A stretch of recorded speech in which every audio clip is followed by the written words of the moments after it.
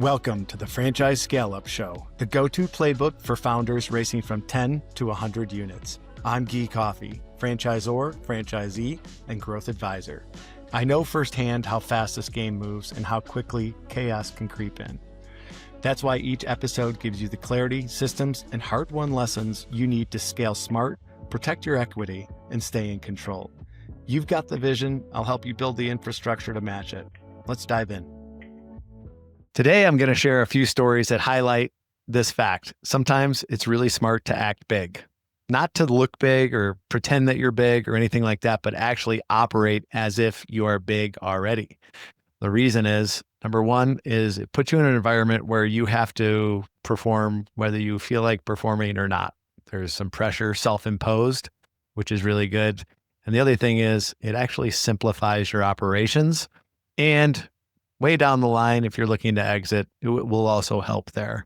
A couple examples are when we were building our own system, we had our first conference with 8 people, two operating units, well, 3, including the corporate studio, and 2 franchise units. And we held our first conference in the anteroom outside of a suite in a tiny hotel in Stillwater, Minnesota.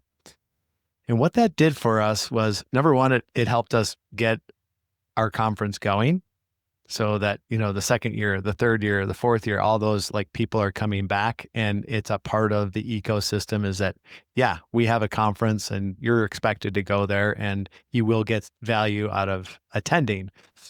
And the good thing about starting that small, that early is, number one is there's not a lot of people to see when you mess up. It doesn't cost a lot of money. I mean, the amount of money that it took us to put on that first conference was ridiculously low. And it also provides learning for our team on how to put the conference on, what goes good, what doesn't go well, so that we can learn from there.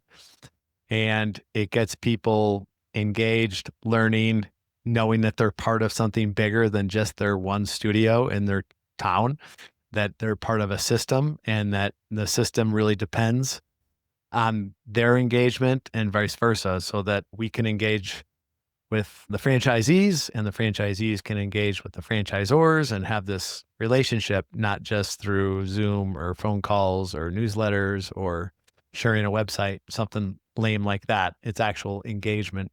And another way that we did that was with our agreements. And it was funny because we actually had people say, you guys are acting like you're so big and you're nothing. And they were right. Well, I don't know about nothing. I mean, we were something, but we were tiny. But we did act in our agreements just like we were huge. Stephanie and I came from a very large organization, going back to that first conference year, the year that we had the Anytime Fitness conference that we went to in Chicago that year. There was people from 1,800 US clubs there. So it was probably 2,000 people or something like that. And so that's an idea of the scale that we were at as a franchisor compared to what we were in a system as a franchisee. But we took all the things that we had in that franchisee ecosystem in a large global brand, and we applied it to our brand.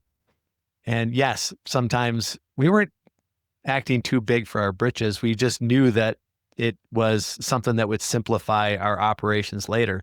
So in our agreements, we had no exceptions. Everybody had the same exact agreement. The FDD changed year to year and the franchise agreement was updated, but we had no exceptions. Like this person gets this and this person gets that, anything like that, because that complicates things. It's totally possible. You can do that. You can negotiate certain things in a franchise agreement. And we were just hardwired from our experience in Anytime Fitness and them not being flexible with us, that we thought that was the way it was supposed to be. And years later, when we were going through due diligence in the sale of Frenchies, that was a huge advantage to us because Jones Day or Deloitte or whoever it was that was doing that part of the due diligence, they wanted to know all the exceptions to the agreements that we had. And we just wrote back none. They were like, no, even a system your size, you must have some exceptions to the rules or the standards. And we were like, no, we have none. And that was a huge, huge selling point. It simplified everything going forward. Not everything, but it simplified a lot from that standpoint. That's for sure, which was super helpful. And then even in terms of accepting prospects slash candidates for Frenchies, we had a franchise sales organization representing us in all the broker networks. And some of them we would say no to before they even made it to a discovery day because we didn't want to waste their time or our time or any of the brokers' time. Having them be involved, we just kind of knew right from the get-go after the first conversation that they weren't a good fit. And then we said no to about 50% of the people that came to our discovery day that expressed interest in joining. And again, we got that feedback like, you guys aren't that big. You're trying to grow and you're saying no to people that want to join your system. And yeah, we did. We should have said no to more people than we actually did. But sometimes you don't know what's going to happen until you're down the line a little bit. But yeah, we would act like a big system and be very picky about who was joining our system because we knew, especially in the early days, we called the early people pioneers on the journey with us, and we really appreciated that. We like that spirit too. It's kind of a interesting way to term or refer to your early joiners in your system because they're pioneers. They are going out there. You are not a gigantic system that everything is tried and true. And they realize that. And it's a certain kind of franchisee that joins you early, and they should be valued and treasured and make sure that they're successful because they will sell more units for you down the line in their happiness and satisfaction and being part of something right from the get-go, that there's a particular way of feeling, kind of a buzz about that people like. And that's a big deal. People joining early before everything's tried and true, they should be rewarded and make sure that they're happy in the system for sure. So we would do that though. We would say no to people that weren't the right fit for us. And we did also, as I said, get that feedback. Like, you're trying to grow, but you're saying no to people. Well, we thought we were saying no to the people that wouldn't succeed, which is actually better for them and better for us. Might not be better for the broker because they're going to get a commission. So, but for the people that were going to be involved for the next 10 years with each other, it was definitely better.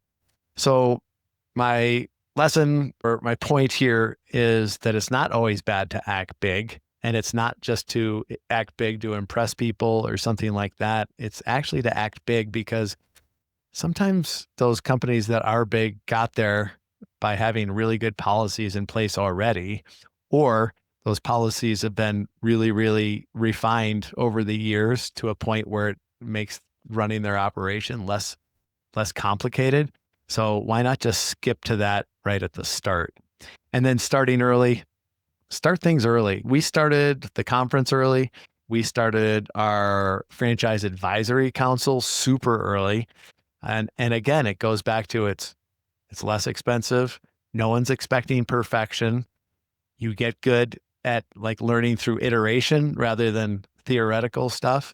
And it gives you a longer history of having that in place when you're going to exit down the line. It's a lot different to say like, oh, we had our first conference last year, than it is to say like, yeah, that was our 6th conference and we're not that old, or whatever, the case may be, however old the system is when you're at that point in time. So there's really good reasons to start early and act big right from the start. And I would encourage you to do so. There's great books out there on when to do certain things in building your system. Shelley Sun has a great one. Greg Nathan has a great one. Scott Greenberg has a great one. They'll all have, their timelines for when to start a franchise advisory council, and you'll get conflicting advice out there in the market or on these podcasts or whatever, group you're with. But I would say I haven't seen anybody that gets really burned by starting something too early like that, where it's going to increase engagement, it's going to increase contribution, it's going to give you a longer timeline of learning to get it better and better. again, down the line upon the exit. And everything's not about the exit, but that's one of the selling points for me recommending to start early on these things, because the risk is less and the learning opportunity is way higher. And even if something does go awry, like we say in our family, like when things go off of plan, that's when the real interesting part of the story begins. And that's proven to be the case over the years. And personal life, travel, business creation, and business scaling. It's a lot easier to do it early and make mistakes because no one's expecting perfection. And as long as you make it right and learn from it, there's no harm, no foul. Then you're just smarter and up the learning curve a little bit. So yeah, start early, act big in certain ways. I would definitely recommend acting big in terms of your agreements. That's the way to go for sure. We actually had advice from people that worked for us to be a little bit looser in some areas of our agreements. And we said absolutely not, because it just didn't make any sense to us. And we also had the Anytime Fitness model at our fingertips, and we saw how they were doing it, and there was a reason for it. You don't switch anything in your agreements to make sales easier. That's a for sure takeaway from this. Like if anybody's like, oh, it'll make it easier to sell agreements if we take this out or add this or whatever, it's like, that's not what the agreement's for. It shouldn't be a marketing piece. Especially a franchise agreement. Those kind of things are to guide the relationship moving forward, and the expectations and the requirements and the responsibilities. It should not be used as like, okay, well, that system has this in it and we don't, so we're better, because it makes it easier for franchisees to get out. It's more franchisee friendly or anything like that. All those agreements are written one way or the other. They have to be. They're skewed one way or the other for sure. And I am of the mind, even though I'm a franchisee as well, I'm of the mind that it has to be in there to protect the franchisor more, because most franchisors are going to execute on what they're responsible for in those agreements. Of course, there's some bad apples. I've actually been a victim of a bad apple before in that regard. But overall, what I see is, the franchisor is usually executing on their part of the agreement. And it's just some franchisees that don't, won't, can't, I don't know what it is, and they usually don't point the finger at themselves. They point at the model, even though there's crazy amounts of evidence that shows them that the model works if it's worked the right way. So I have no problem with those agreements being skewed towards protecting the franchisor. And I don't think a franchisor wants to make sales against another competitor as opposed to someone buying from a competitor because their agreement is weaker protections for them. So don't do that if you're a franchisor, no matter what, because you're living with those agreements for 10 years.